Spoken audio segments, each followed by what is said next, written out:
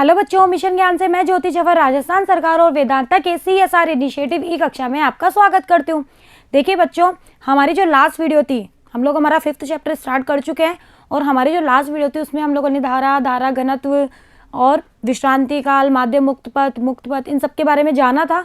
आज हम पढ़ने वाले हैं अववहन वेग और गतिशीलता। बहुत ही इंपॉर्टेंट टॉपिक है और यहाँ से हमारा न्यूमेरिकल जो पार्ट है वो आता ही आता है, मतलब यहाँ से एक क्वेश्चन आपसे पूछा जा सकता है। ओके बच्चों, तो हेडिंग लगाइए अववहन वेग और गतिशीलता। अववहन जो वेग है इसे बोलते हैं ड्रिफ्ट वेलोसिटी और गतिशीलता को बोलते हैं मोबिलिटी। अब देखो, प्रत्येक जो चालक तार होता है उसमें मुक्त इलेक्ट्रॉन की जो संख्या होती है वो बहुत अधिक होती है। ये हम जानते हैं कि भाई चालक है तो उसमें मुक्त जो इलेक्ट्रॉन होते हैं वो बहुत अधिक होते हैं। और चालक है, अब कोई भी जो चालक है उसमें आप हाथ लगाते हो तो आपको करंट फ्लो पता पड़ जाता है। जैसे तांबा एक चालक होता है ना। आपने लोहे को या तांबे को इनके हाथ लगाया तो क्या आपको करंट लगता है? क्या ऐसे थोड़ी लग जाता है। लेकिन क्यों नहीं लगता? क्योंकि इसमें मुक्त इलेक्ट्रॉन होते तो हैं लेकिन वो रैंडमली मूव कर रहे होते हैं, मतलब यादृच्छिक रूप से गति कर रहे हैं। कोई इधर जाएगा, कोई इधर, कोई ऐसे, जिसकी वजह से क्या होता है, इन मुक्त इलेक्ट्रॉनों का जो औसत वेग होता है ना वो 0 हो जाता है। जब औसत वेग 0 हो जाता है इट मीन्स इनमें कोई भी धारा प्रवाहित नहीं होती है। ठीक है, क्योंकि आवेशों के गति करने से तो धारा प्रवाहित होगी, लेकिन हमारा गति तो आवेश कर रहा है, लेकिन इनका जब औसत वेग हम निकालते हैं तो वो क्या आ गया? 0 आ गया। ठीक है, तो इस वजह से हमारी कोई भी धारा प्रवाहित नहीं होती है। ओके, लेकिन जैसे ही आपने इस चालक तार को बाह्य विद्युत क्षेत्र में रख दिया, मतलब इसके ऊपर आपने इलेक्ट्रिक फील्ड अप्लाई कर दिया, कोई एक्सटर्नल इलेक्ट्रिक फील्ड आपने अप्लाई कर लिया, तो तार के सिरों के मध्य इलेक्ट्रिक फील्ड लगाया, यानी कि तार के सिरों के मध्य विभवांतर उत्पन्न कर दिया, या फिर इलेक्ट्रिक फील्ड लगाया या फिर तार के सिरों के मध्य आपने कोई विभवांतर उत्पन्न कर दिया, अर्थात तार के सिरों को आपने सेल से जोड़ दिया। सेल से जोड़ोगे तो विभवांतर उत्पन्न होगा। तो चालक तार में जो मुक्त इलेक्ट्रॉन होंगे ना उन पर विद्युत क्षेत्र, अब बताओ आपने विद्युत क्षेत्र लगाया या विभवांतर उत्पन्न किया, जिसकी वजह से क्या होगा? चालक तार में जो मुक्त इलेक्ट्रॉन है उनके ऊपर एक बल लगेगा नहीं लगेगा? भाई विद्युत क्षेत्र तो एक विद्युत बल लगेगा नहीं लगेगा? हमने पढ़ा है F = QE, हम पढ़ के आ चुके हैं। ठीक है, विद्युत क्षेत्र के कारण लगने वाला विद्युत बल F = QE होता है ना। तो इन मुक्त इलेक्ट्रॉन्स पर विद्युत क्षेत्र के कारण विद्युत क्षेत्र के विपरीत दिशा में विद्युत बल कार्य करता है। ठीक है, मुक्त इलेक्ट्रॉन्स पर विद्युत क्षेत्र के कारण विद्युत क्षेत्र की विपरीत दिशा में लगेगा। ये जो बल लगेगा वो विपरीत दिशा में लगेगा और इसे हम कहते हैं विद्युत बल, जिसके कारण चालक में जो मुक्त इलेक्ट्रॉन्स होते हैं वो विद्युत क्षेत्र की विपरीत दिशा में त्वरित गति करने लगते हैं और हमें करंट फ्लो होने लगती है। होएगी नहीं होएगी? ठीक है, तो मुक्त इलेक्ट्रॉन की या मुक्त जो इलेक्ट्रॉन्स होते हैं, मुक्त इलेक्ट्रॉन की इस गति को अववहन वेग या अनुगमन वेग कहते हैं। तो मुक्त इलेक्ट्रॉन की यह जो गति कहलाती है, कब? जब आपने किसी चालक तार को बाह्य इलेक्ट्रिक फील्ड में रख लिया या इसको बैटरी से जोड़ दिया, तो यहाँ पर विद्युत क्षेत्र के कारण एक विद्युत बल कार्य करेगा जिसकी दिशा विद्युत क्षेत्र की दिशा के विपरीत होगी। मुक्त इलेक्ट्रॉन्स है तो जिसकी वजह से ये विद्युत क्षेत्र की विपरीत दिशा में गति करेंगे। तो विद्युत क्षेत्र की विपरीत दिशा में ये जिस वेग से गति करेंगे उस वेग को हम कहते हैं अववहन वेग या अनुगमन वेग, यानी कि ड्रिफ्ट वेलोसिटी। आया समझ में? और इसको स्मॉल vd से लिखा जाता है और वेक्टर क्वांटिटी बाय वेग है तो वेक्टर क्वांटिटी होगी और d है इट मीन्स ड्रिफ्ट वेलोसिटी है। ओके बच्चों, तो आपको ड्रिफ्ट वेलोसिटी समझ में आई? चलिए, किसी चालक तार में मुक्त इलेक्ट्रॉन के अववहन वेग का कारण विद्युत क्षेत्र, अववहन वेग का कारण होता क्या है कि अववहन वेग लग क्यों रहा है? अववहन वेग लगता है विद्युत बल की वजह से, और ये विद्युत बल कहाँ से आया? विद्युत क्षेत्र की वजह से। तो किसी चालक तार में मुक्त इलेक्ट्रॉन का अववहन वेग का जो कारण है वो क्या है? विद्युत क्षेत्र के कारण मुक्त इलेक्ट्रॉन्स पर लगने वाला विद्युत बल होता है, क्योंकि इस बल ने तो इसको फोर्स किया ना, जिसकी वजह से पहले तो ये रैंडमली मूव कर रहे थे, अब क्या होगा? ये एक ही दिशा में गति करेंगे, और वो भी कैसे? इलेक्ट्रॉन है तो वो इलेक्ट्रिक फील्ड की विपरीत दिशा में। जैसे पहले तो ये रैंडमली मूव कर रहे थे, ये चालक तार है, कोई ऐसे कोई ऐसे कोई ऐसे कोई ऐसे, जिसकी वजह से इनका औसत वेग 0 था, तो यहाँ कोई धारा प्रवाहित नहीं हो रही थी। जैसे ही आपने कोई एक्सटर्नल इलेक्ट्रिक फील्ड लगा दिया तो अब ये बाउंड हो गए। क्यों? क्योंकि इनके ऊपर एक बल काम करने लग गया। इस फील्ड की वजह से इनके ऊपर एक इलेक्ट्रिक फोर्स काम करने लग गया। ठीक है, जो इलेक्ट्रिक फोर्स इनको इस ई के विपरीत दिशा में गति करवाएगा। तो अब ये जिस वेलोसिटी से गति करेंगे उस वेलोसिटी को हम कहते हैं अववहन वेग या अनुगमन वेग। ठीक है, और वेग का अगर आप मोड निकाल लेते हो तो वो चाल में परिवर्तित हो जाती है ना। अगर आप सिंपल vd लिखोगे तो अववहन चाल कहलाएगी और इसके ऊपर वेक्टर लगा दोगे तो अववहन वेग कहलाएगा। ठीक है, तो ये आपको समझ में आया? चलिए, अब विद्युत क्षेत्र का मान बढ़ाने पर मुक्त इलेक्ट्रॉन्स पर हमारा जो विद्युत बल है वो बढ़ता है। ये तो हमें पता है कि जैसे जैसे आप ई का मान बढ़ाओगे बल का मान बढ़ेगा और अपव्यय वेग के मान में भी क्या होगी, वृद्धि होगी। ऑब्वियस सी बात है। तो यहाँ से वी डी प्रोपोर्शनल टू, बताओ ई आया नहीं आया, कि जैसे जैसे आप ई का मान बढ़ाओगे वी डी का मान बढ़ेगा। क्यों? क्योंकि एफ का मान बढ़ेगा, एफ का बढ़ेगा तो क्या होगा, वी डी का मान भी बढ़ेगा। तो जब आप इस समानुपाती को खोलोगे तो यहाँ एक कांस्टेंट आता है म्यू, जिसे कहते हैं चालक की गतिशीलता। तो V D is equal to mu into E, बहुत इंपॉर्टेंट फॉर्मूला है, इसको नोट डाउन कर लीजिए।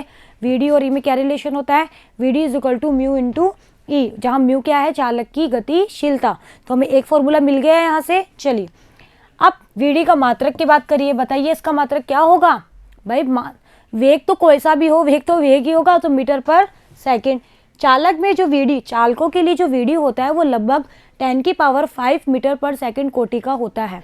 मतलब ये दी हुई वैल्यू है एक्सपेरिमेंटल, जो आपको ध्यान रखनी है। और यह एक सदिश राशि होती है, भाई वेग तो सदिश होती ही है, और इसका अगर आप मोड ले लोगे, केवल परिमाण की बात करोगे तो वो अपव्यय चाल में बदल जाएगी।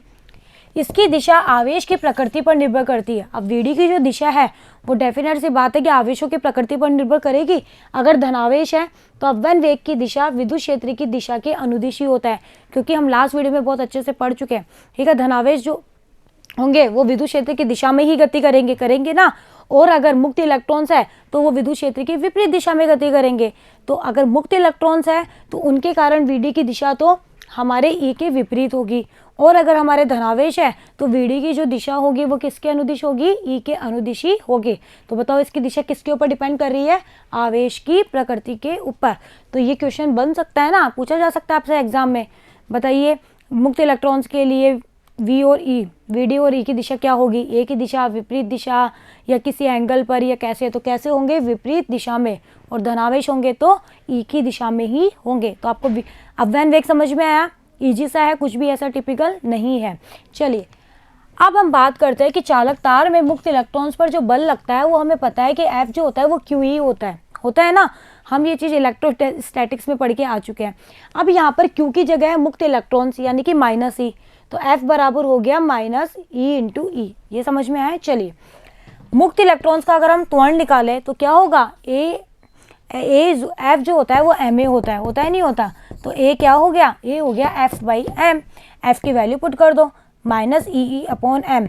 अब देखो मुक्त इलेक्ट्रॉन का आवेश ई क्या है, मुक्त इलेक्ट्रॉन का आवेश ही तो है, वो भी कांस्टेंट। जो इलेक्ट्रिक फील्ड आप लगाओगे वो भी कांस्टेंट ही होगा, और एम मास है वो भी क्या है, कांस्टेंट। तो बताओ ये पूरी की पूरी राशि कांस्टेंट आई नहीं आई, इट मीन्स हमारा जो त्वरण है वो कांस्टेंट आया नहीं आया, आया ना। यानी कि वीडी के लिए मतलब हमारा जो त्वरण है वो यहाँ पर नियत आ रहा है। अब गति का प्रथम समीकरण लगा दो। तो अगर हमारा त्वरण नियत है तो हम जानते हैं कि नियत त्वरण में जो मतलब जो समय लगता है उसे हम विश्रांति काल कहते हैं। ये हम लास्ट वीडियो में पढ़ के आ चुके हैं, विश्रांति काल के बारे में पढ़ा था ना हमने। ठीक है, तो v बराबर u प्लस ए टी से v की जगह क्या रखोगे, वी डी।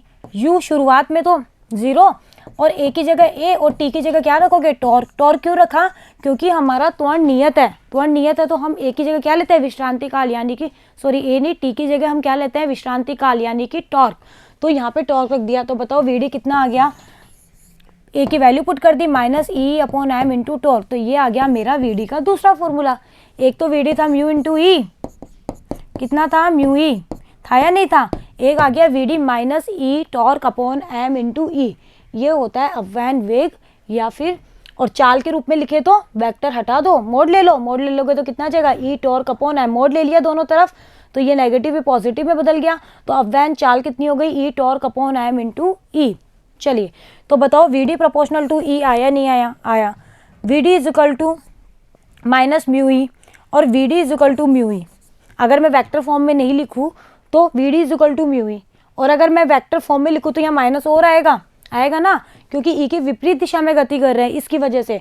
तो VD is equal to minus mu E और VD is equal to mu E. तो देखो आप इसमें कंफ्यूज मत होना, अगर आप वेग की फॉर्म में ले रहे हो तो फिर वेग की फॉर्म में ले रहे हो तो ई, और अगर मुक्त इलेक्ट्रॉन्स है तो हमें पता है कि मुक्त जो इलेक्ट्रॉन्स है वो ई की विपरीत दिशा में जा रहे हैं ना, इसलिए वीडी की दिशा ई की विपरीत होगी। लेकिन अगर हम सिंपल की बात कर रहे हैं तो सिंपल में तो क्या होता है, मोड ले लेते हैं, तो नेगेटिव भी पॉजिटिव में बदल जाएगा। तो यहाँ आप लोग कंफ्यूज मत होना, ठीक है।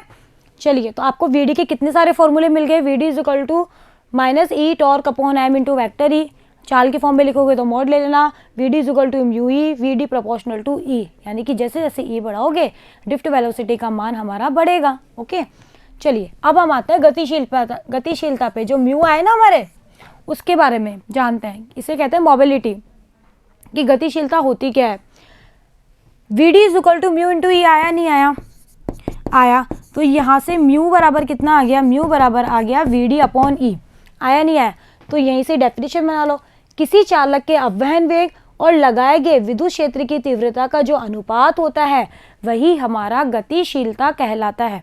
किसी चालक पर लगाए गए अपवहन वेग वी डी और विद्युत क्षेत्र की तीव्रता का अनुपात ई ही हमारा क्या कहलाता है? म्यू कहलाता है। कि कितनी तो वी डी है और कितना ई है, इनका अनुपात कर दो, वही हमारा वी डी नहीं म्यू कहलाता है, यानी कि गतिशीलता कहलाता है। तो अगर आपको फॉर्मूला याद है तो आप डेफिनेशन आसानी से बना सकते हैं। और अलग अलग जो चालक तार होते हैं उनकी गतिशीलता भी अलग अलग होती है। ओके बच्चों, चलिए गतिशीलता का मात्रक आप यहाँ से निकाल सकते हो। वी डी होता है मीटर पर सेकेंड, ई का एक मात्रक तो होता है न्यूटन बटे कुलाम और 1 वोल्ट पर मीटर। तो दोनों से ही आप ये 2 मात्रक निकाल सकते हो, आसानी से निकाल सकते हो ना। और वीमा भी आप निकाल सकते हो, भाई मात्रक पता है तो वीमा भी आप लोग निकाल सकते हो। तो ये आप लोग खुद कर लेना, वीमा निकाल के देखना इतनी आ रही है या नहीं। ओके बच्चों, चलिए अब वी डी जो होता है वो ई टॉर्क अपॉन एम इंटू ई होता है। अब वैन चाल की बात करूँ मैं तो ई टॉर्क अपॉन एम इंटू ई होता है। और एक वी डी मैंने निकाला म्यू इंटू ई। दोनों ही वी डी है तो दोनों बराबर होंगे नहीं होंगे? होंगे। तो यहाँ से कंपेयर करो, बताओ म्यू कितना आ रहा है? ई टॉर्क अपॉन एम कितना आ रहा है? ई टॉर्क अपॉन एम। ये है मेरा क्या? म्यू, यानी कि गतिशीलता। तो ये गतिशीलता का एक फॉर्मूला ये भी है। तो आप बस वो एक फॉर्मूला याद रख लो, ये इसी से आपको म्यू भी पता पड़ जाएगा कि ई के गुणा में जो चीज़ है वो म्यू है। ठीक है, तो ये म्यू आ गया। अगर दो धातुओं, मान लो कोई 2 अलग अलग धातुएं हैं, उनके लिए आपका ई समान है। आपको ये बोल रहा है कि 2 अलग अलग धातुएं हैं, उनका ई समान है। अगर आपका ई समान है तो बताओ म्यू 1 अपॉन म्यू 2 बराबर V D 1 upon V D 2 होगा नहीं होगा? कैसे निकाला? वी डी जो है वो म्यू ही है। वो कह रहा है कि 2 अलग अलग धातु है 1 और 2, लेकिन ई 1 बराबर ई 2 ही है। तो ई 1 बराबर ई 2 है, लेकिन म्यू 1 म्यू 2 तो बराबर हो जरूरी थोड़ी है। और वी डी 1 वी डी 2 भी बराबर हो, ऐसा उसने कहा थोड़ी है आपको। तो बताओ यहाँ से वी डी 1 निकालोगे तो कितना आएगा? वी डी 1 आएगा म्यू 1 इंटू ई, और वी डी 2 कितना आएगा? म्यू 2 इंटू ई। दोनों का भाग दे दो तो म्यू 1 अपॉन म्यू 2 बराबर कितना आ गया? V D 1 upon V D 2। यानी कि अगर आपका इलेक्ट्रिक फील्ड समान है तो ड्रिफ्ट वेलोसिटी यानी कि अपवहन वेग बढ़ाने पर गतिशीलता बढ़ेगी, चालक या धातु के लिए ये। ओके, तो ये एग्जाम में बहुत बार पूछा जाता है, लेकिन कंडीशन देखना ई समान है क्या। अगर आपका ई भी चेंज हो रहा है तो आप ये चीज़ नहीं बोल सकते हो, हमें नहीं पता कि ई बढ़ रहा है कि घट रहा है। ओके, तो ये ई समान होने के लिए ये कंडीशन है। चलिए अब बात करते हैं अपवहन चाल और विद्युत धारा में क्या संबंध होता है। कि अपवहन जो चाल होती है वी डी और जो हमारी विद्युत धारा है आई, इनमें क्या संबंध होता है, हम ये निकालना चाह रहे हैं। तो मान लो कि कोई एक एल लंबाई का और ए अनुप्रस्थ काट का कोई चालक तार है। भाई ये कोई चालक तार है जिसकी लंबाई तो कितनी है? एल, और अनुप्रस्थ काट क्षेत्रफल कितना है इसका? ए, जिसके इकाई अनुप्रस्थ काट क्षेत्रफल में मुक्त इलेक्ट्रॉन, मतलब इसके इकाई अनुप्रस्थ काट क्षेत्रफल में मुक्त इलेक्ट्रॉन है एन। इस चालक तार को बाह्य विद्युत क्षेत्र में रख दिया, रख दो भाई बाह्य विद्युत क्षेत्र में। तो चालक तार में मुक्त जो इलेक्ट्रॉन है वो हमें पता है कि वीडी वेग से गतिशील होंगे, होंगे नहीं होंगे, और इसके विपरीत दिशा में यानी कि इधर वीडी वेग से गतिशील होने लगेंगे। ये अभी हम पढ़ के आ चुके हैं। और चालक तार में धारा प्रवाहित होएगी, तो मुझे इस आई और इस वीडी में जो धारा इसमें प्रवाहित हुई वो और जो वीडी है उसमें मुझे एक रिलेशन निकालना है। तो ये रहा डायग्राम। चालक तार के इकाई अनुप्रस्थ काट क्षेत्रफल में मुक्त इलेक्ट्रॉन आपको गिवन है स्मॉल एन। चालक तार के ए अनुप्रस्थ काट में कितने होंगे? इकाई में एन है तो ए में कितने होंगे? ए इंटू एन। अब ए अनुप्रस्थ काट क्षेत्रफल और एल लंबाई में कितने होंगे? तो बताओ इस पूरे में कितने होंगे? एन ए एल, होंगे नहीं होंगे? तो बताओ चालक तार में कुल आवेश कितना आ गया? कुल आवेश कितना आ गया? ई को एन ए एल से गुणा कर दो, यही तो होगा भाई। क्यू आवेश क्यू कितना हो जाएगा? जो एन ए एल है उसको ई से क्या कर दो? मल्टीप्लाई कर दो। तो क्यू कितना आ गया? ई एन ए एल, जहाँ ए क्षेत्रफल, एल लंबाई, एन इकाई अनुप्रस्थ काट क्षेत्रफल में मुक्त इलेक्ट्रॉन की संख्या और ई इलेक्ट्रॉनिक आवेश। ठीक है, चलिए चालक तार में मुक्त इलेक्ट्रॉन को वीडी वेग से एक सिरे से दूसरे सिरे तक जाने में, भाई ये जो चालक तार में मुक्त इलेक्ट्रॉन है ये एक सिरे से दूसरे सिरे तक जाएंगे तो कुछ समय तो लगेगा ना, तो समय कितना होगा, दूरी कितनी तय करेंगे, एल ही तो करेंगे भाई, इस सिरे से इस सिरे तक आएंगे तो कुल कितनी दूरी तय करी, एल, और वेग कितना है वीडी, तो समय क्या होता है, दूरी बटे वेग, यही तो होता है, समय बराबर होता है दूरी बटा वेग, तो एल अपॉन वीडी। अब मुझे पता है कि आई जो होता है वो मेरा क्यू अपॉन टी होता है, हम जानते हैं क्यू की वैल्यू हम निकाल चुके हैं, ये रही, और टी की वैल्यू ये रही, दोनों की वैल्यू उठा के रख दो, N E A L upon V D, क्या कटा, एल से एल कट गया और ये वी डी ऊपर चला गया, तो कितना आ गया, N E A V D, तो ये आ गया आई और वी डी पे रिलेशन कि आई इज इक्वल टू होता है N E A V D, और वी डी कितना होता है म्यू इंटू ई, तो यहाँ पे वी डी की जगह म्यू इंटू ई रख के आई और ई में भी रिलेशन निकल जाएगा, तो ये आ गया दो फॉर्मूले और इन्हीं फॉर्मूला का यूज़ हमने किया था क्या, वहाँ पे किया था, याद हो तो 7 चैप्टर में किया था ना, तो ये आया इस तरह से, तो ये पूरा डेरिवेशन आपसे पूछा जा सकता है, फॉर्मूले तो आपको सारे याद रखने ही है, अगर न्यूमेरिकल करना है तो फॉर्मूले तो आपको सारे याद रखने ही पड़ेंगे, ईजिली याद हो जाते हैं, जब हम न्यूमेरिकल करते रहते हैं तो अपने आप फॉर्मूले हमें ध्यान में आ जाते हैं, ओके, लेकिन जब आप प्रैक्टिस नहीं करोगे तो आपको फॉर्मूले भी याद नहीं होंगे, इसलिए मैं आपको बार बार कहती हूँ कि न्यूमेरिकल को आप निकालते रहिए, ओके बच्चों, और नोट्स प्रॉपर्ली बनाते रहिए, बुक भी पढ़ते रहिए, कुछ भी बुक में इंपॉर्टेंट लगता है तो वो आप यहाँ पे ऐड कर सकते हैं अपने नोट्स में। चलिए, तो ये आ गया आई और वी डी में रिलेशन, आई और ई में रिलेशन को धात्विक जो चालक है उसके लिए अगर आपकी धारा नियत हो, वो ये कह रहा है कि आपकी जो धारा है ना वो नियत होनी चाहिए, अगर आपकी धारा का मान नियत है तो उससे लिखा ए वी डी कॉन्स्टेंट, ये कैसे लिखा, कहीं से नहीं लिखा, हमारा जो ये फॉर्मूला है, देखो एन तो कांस्टेंट है ही, इलेक्ट्रॉनिक जो आवेश होता है वो भी कांस्टेंट होता है, तो अगर आई कांस्टेंट है तो ए इंटू वी डी भी कांस्टेंट होगा, नहीं होगा, होगा, तो ए वी डी आ गया कांस्टेंट। अब जब कोई चीज़ कांस्टेंट होती है तो इसको हम A1 VD1 भी लिख सकते हैं, बराबर A2 VD2 भी लिख सकते हैं या नहीं भाई, ये भी किसी कांस्टेंट के बराबर, ये भी किसी कांस्टेंट, तो ये दोनों भी आपस में क्या होगी, बराबर होगी, तो यहाँ से A VD1 बराबर क्या आ गया, A VD2। अब यहाँ से आपको क्या चीज़ देखने को मिल रही है, यहाँ से अगर मैं A1 अपॉन A2 निकालूँ तो वो आएगी VD2 अपॉन VD1, यानी कि अगर आप पहले का अनुप्रस्थ काट क्षेत्रफल बढ़ा रहे हो तो उस पहले की जो ड्रिफ्ट वेलोसिटी है वो घटेगी, ठीक है, तो यहाँ से A1 बढ़ने पर VD1 क्या होता है, घटता है। तो देखो ये जो चीज़ें होती है ना ये कंसेप्ट बेस्ड चीज़ें होती है, और ज़्यादातर यही चीज़ें एग्जाम में पूछी जाती है जिनमें बच्चे कंफ्यूज हो, लेकिन कंफ्यूज कौन से बच्चे होते हैं, वो बच्चे जिनको फॉर्मूला याद तो है लेकिन अगर उनको अच्छे से उसको अप्लाई करना नहीं आ रहा है ना, वो ही कंफ्यूज होते हैं, और जिसको याद ही नहीं है उसको तो क्या कन्फ्यूज़न होना, ओके। तो आप लोग कभी भी फॉर्मूला अगर याद करो ना तो उस चीज़ को थोड़ा सा समझो भी कि आखिर इस फॉर्मूले में क्या चीज़ दी हुई है, किस तरह से दी हुई है और हमें उसको किस तरह से यूज़ करना है, और ये कब आएगा, जब आप लोग न्यूमेरिकल की प्रैक्टिस करोगे, क्वेश्चन सॉल्व करोगे, तभी आपको फॉर्मूले को अच्छे से अप्लाई करना आएगा। इसलिए मैं आपको हमेशा कहती हूँ कि आप लोग मेरे साथ साथ सारे न्यूमेरिकल सॉल्व करते रहिए। तो आप देखो, अगर मुझे अवयन वेग और विभवांतर में संबंध ज्ञात करना हो तो कि भाई मेरा अवयन वेग है वीडी और वी वोल्टेज मैंने अप्लाई किया, तो इनमें क्या रिलेशन होगा कि वीडी बढ़ने पर वी बढ़ेगा कि घटेगा, या वी को बढ़ाने पर वीडी बढ़ेगा कि घटेगा, ये चीज़ मुझे निकालनी है। तो कुछ नहीं करना, आप जानते हो कि ई जो होता है वो वी अपॉन एल होता है, ई का मात्रक होता है वोल्ट पर मीटर, वो इसी फॉर्मूले से आता है, ई जो होता है वो वी अपॉन एल होता है, और वीडी जो होता है वो E capital E upon M into torque होता है, ये हम निकाल चुके हैं। यहाँ से ई की वैल्यू निकाली है और यहाँ रख दीजिए, बताओ यहाँ से ई की वैल्यू निकाली तो कितनी आ गई, ई आ गया V D M upon E torque, और ये वैल्यू लेके यहाँ रख दी, और यहाँ से फिर वी डी की वैल्यू निकाल ली।